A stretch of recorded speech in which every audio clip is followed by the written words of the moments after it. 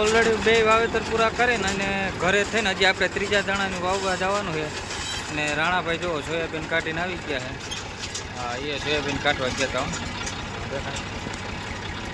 Soybean કાઢીને already આવી ગયા. હજી સોયાબીન હાલે આમાં ફરવું.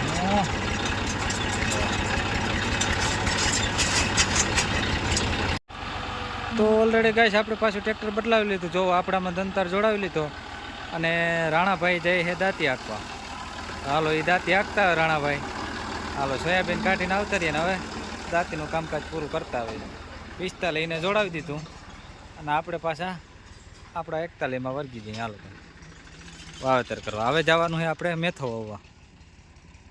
ઓલરેડી ગાઈસ ભીખાભાઈ ત્યાં જો વાવેતર કરવા જાય. હા, નદી આડી ભટકે છે આપણે. હા, હવે તો શહેરે બાજુ પાણી જ્યાં જાય ત્યાં પાણી ઓપાય. પાણીને ઘટ જ નંબરે. હા, રોજ ઘટે પાણી જ ના ઘટે. ઓપાય ગળી ગયા એક બાજુ મેથો. હવે એ કે આપણે નદીને કાંઠે વાળી છે, પાણી ઘટે જ નહીં. તો ગાય જો આપણે ભીખાભાઈ વાડી પૂગી ગયા ઓલરેડી.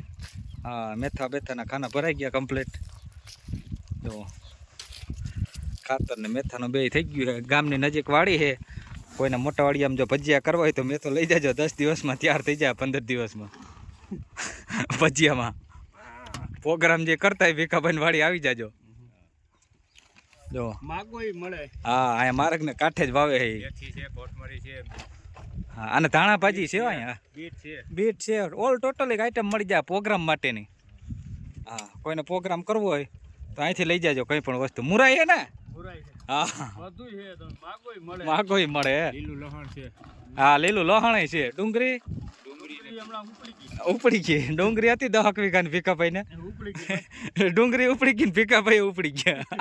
પેટી જ ઉપડી ગઈ. ગયો તો એમાં મેથીમાં ડુંગળી પેટી ઉપાડી લીધી. હવા તો આ રીતે વાવેતર હાલતું હતું ભીખાભાઈના ખેતરમાં. હા, મેથાનું જો. હા, આજે અડધું વવાણું ને અડધું પડું બાકી છે. હળેરાટી બોલતી જાય આ રીતે વાવેતર.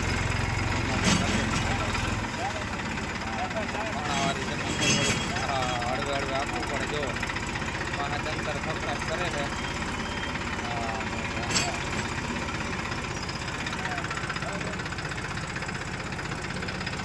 તો ઓલરેડી ગયા છે